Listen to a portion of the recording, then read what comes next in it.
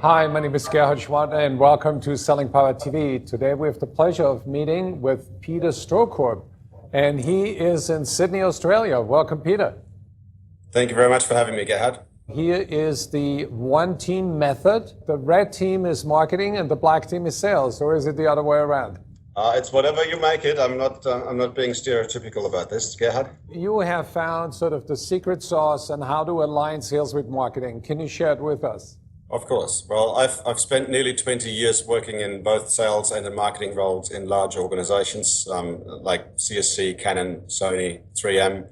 And it's always occurred to me how sales and marketing teams don't really align as well as they should. And well, that's bothered me from the perspective that it's a huge waste if marketing creates stuff that sales just doesn't use. And from the other side, where sales then says, oh, we've got to do our own marketing, and they get distracted from selling. Now with the buyer's journey, they need to be even more aligned than they ever have been before. Because if you find yourself going online, doing your research, selecting down your vendor, and then going, I'm going to talk to a sales guy.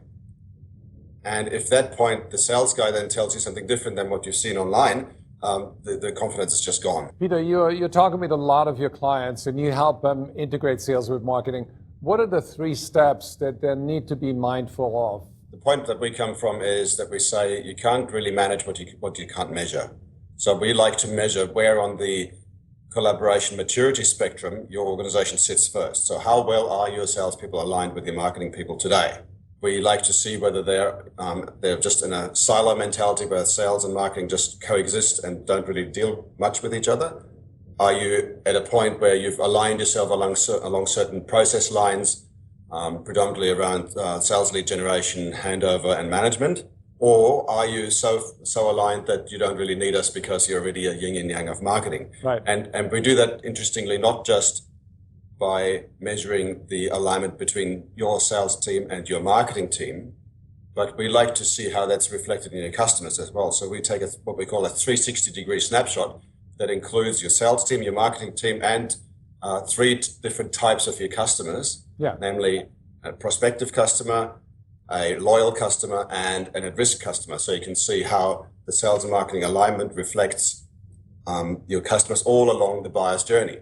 So we now know where you sit on the sales and marketing alignment spectrum and get your people to work together more holistically. So we don't want you to be just aligned along single individual process lines like sales lead generation and handover.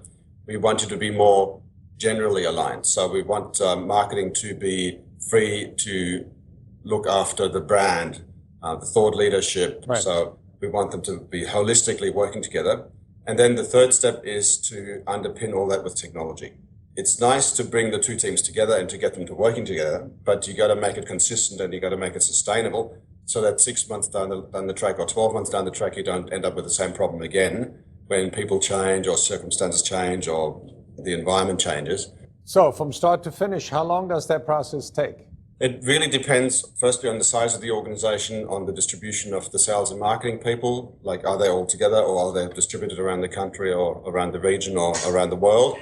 And of course, it depends on where on the maturity spectrum your organization sits today. So it could take as little as 90 days, or it could take as long as 6 or 9 months. So give me a case that was the most successful in a global setting where you had to align across different cultures. Currently actually working in Australia with one of the very large pharmaceutical firms. They also have a problem that the doctors don't want to see the reps during office hours, and they don't really want to have 3 or 4 reps with different specializations calling on them from the same organization.